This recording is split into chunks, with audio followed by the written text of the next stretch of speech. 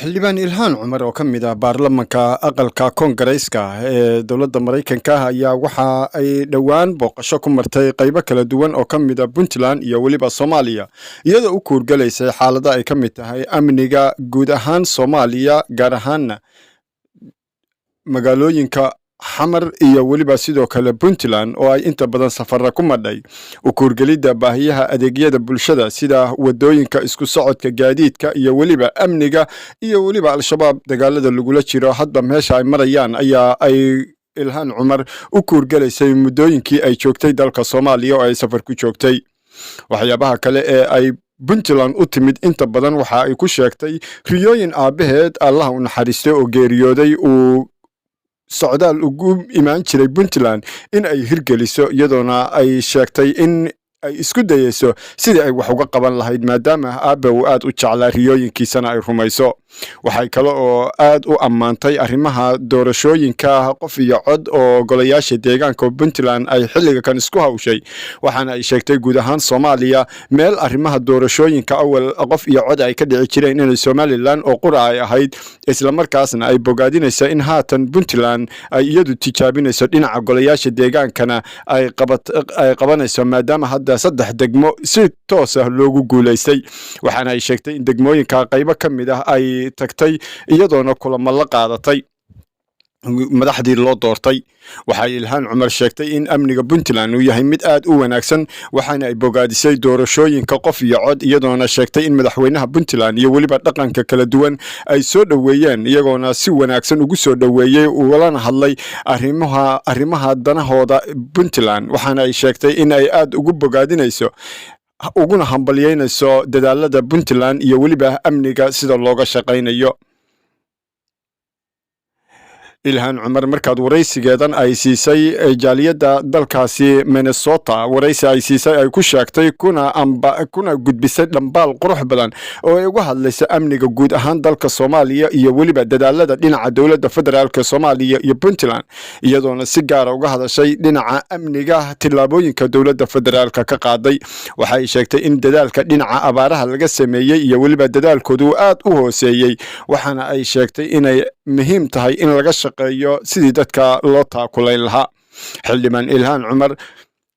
ayaa socdaalkeedan ay ku joogtay dhinaca puntland waxa ay sheegtay in riyo weyn oo aabbaheed ku haminayay ay aad iyaduna u rajaynaysa in ay fulisona waana degmada bandarbayla oo aabbaheed awowgeed iyo weliba awowgeedii kale iyo ayeydeedba ay ku soo barbaareen waxaana ay sheegtay inay aad ugu bogaadinayso waxaana sidoo kale xustay maamo 106 sano jirta oo ayeydeeda in ay halkaasi markii ugu horreysay kula kulantay iyadoo bogaadisay waxaana ay sheegtay in dhinaca magaaladaas ay waa degmadaasi bandarbayle inay dhinaca isku socodka gaadiidka ay aad uga hooseyso islamarkaasna waxay sheegtay bulshada oo iyagu iskood isku abaabulaya in ay kala shaqaynayso waxayna sheegtay in tani ay tahay riyo waalidkeed uu ku haminaya khaasatan aabbaheed oo mar walba oo puntland yimaado degmadaasi booqan jiray waxaana ay sheegtay degmada bandarbayla isku socodka gaadiidka oo aad ugu adag in ay kala shaqaynayso bulshada sidii ay uga qayb qaadan lahayd ugana caawin lahayd dhinaca wadada waxaana ay sheegtay in arrimahan ay u baahan yihiin iskaashi bulsho ayna qaybteeda iyadu ka qaadanayso dhinaca kalena waxay aad u ammaantay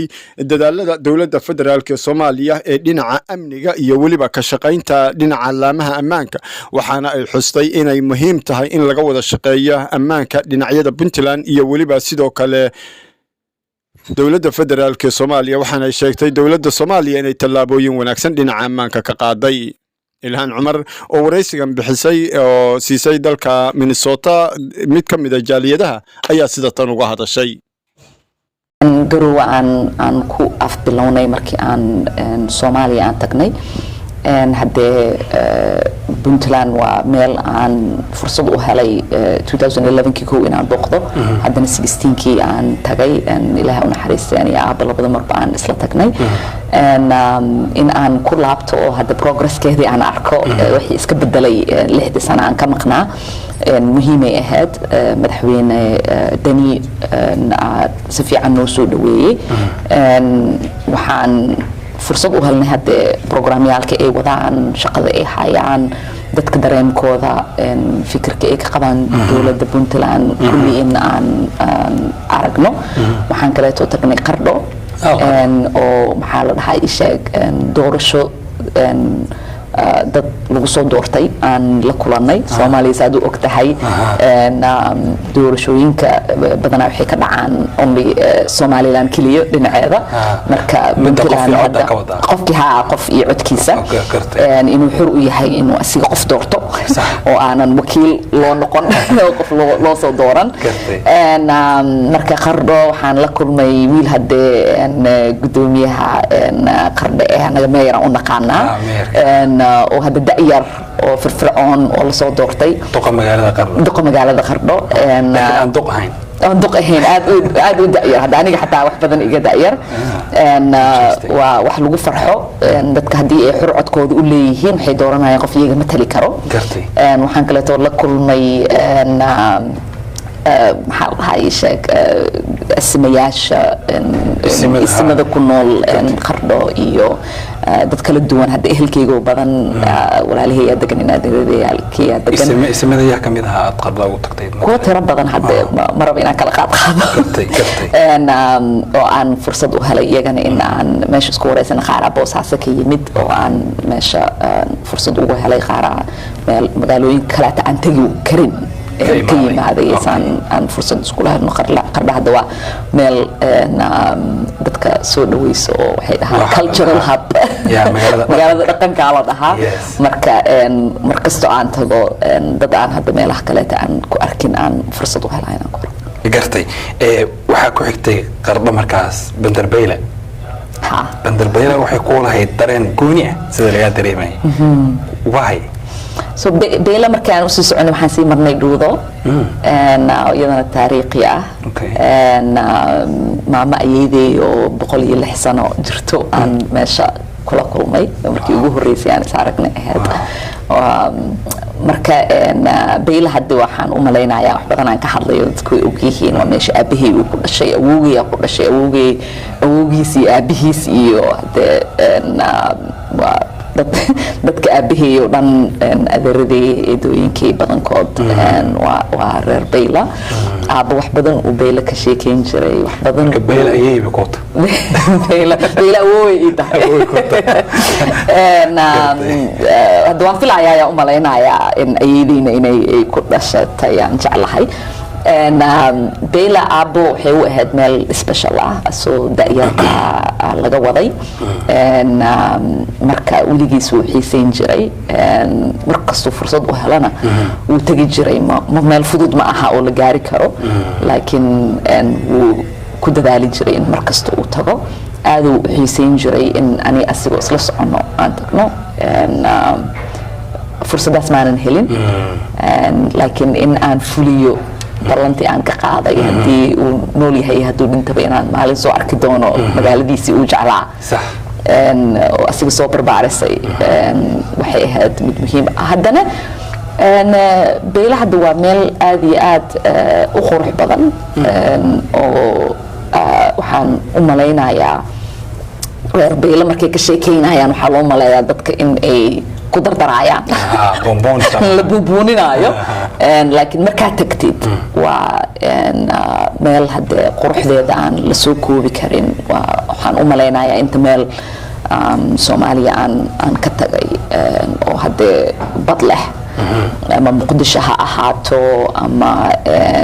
Baraawo ha ahaato ama Kismaayo ha ahaato ama Boosaaso meel quruxda badda Bayla oo kaleeta leh wili maan markay goorma ku noqonaysa markii fursadii ugu horeysa aan heli karo aadan uga helay waan rajeynayaa hadee in aan u fududeyno dadka in ay tagaan jid ajiro ay xiiseynayaan ay rabaan in loo dhiso committee ay suubsadeen inaan la shaqeeyo shaqo badan la qabtaan aan rajeynayaa sida hadda dadka kale Soomaaliya ku nool ay u soo arkaan quruxda Baylo ما شاء الله that's good shooting أمنية صوماليا مرك أنت نحمريسي سريعها أو congresswoman ها from Washington you from Minnesota ملاس أنا مرتو تكتو هبين ساعاتو amnigeeda naga waran Puntland من هذا الصومالي ودن وين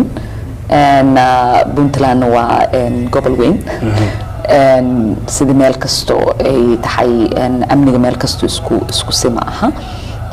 meelaha badan oo aan ka tagay Puntland ama Garowe ha ahaato ama Qardho ha ahaato ama hadda jidkii dheeraa oo adkaa aan Qardho ilaa iyo Beyle aan u marnay kulli amnigiisa aad iyo aad u fiicnaayo wax dhib lama aan la kulmin mana arkin hadda dad ka hadlaayo dhib amni dhinacaas مقدشو وقتي عن جوجينا وواقبنا الحمد لله انت عن جوجي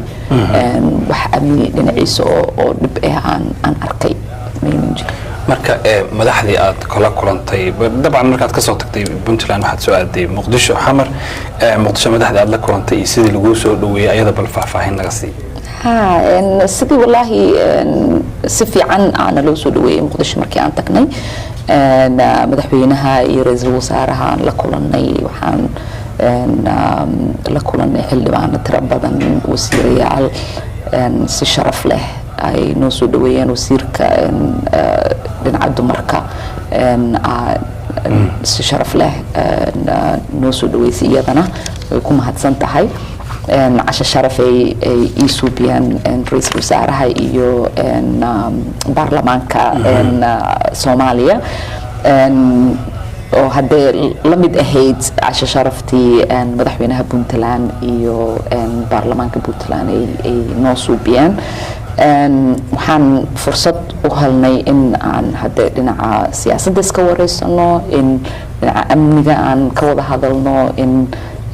waxay uga baahan yihiin Mareykanka iyo taakuleynta ay u baahan yihiin aan ka wada hadalno waxyaalo badan waan isla meel marinay waxaan kale oo fursad u helay ambassadorka oo Mareykanka u fadhiyo Muqdisho in asigana aan la kulmo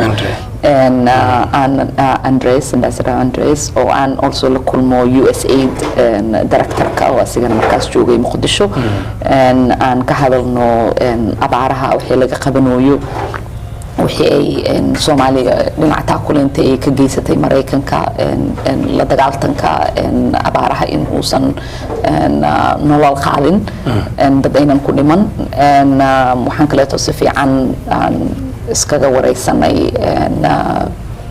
dagaalkan adag oo sharafta leh ee dawladda Soomaaliya ku hayso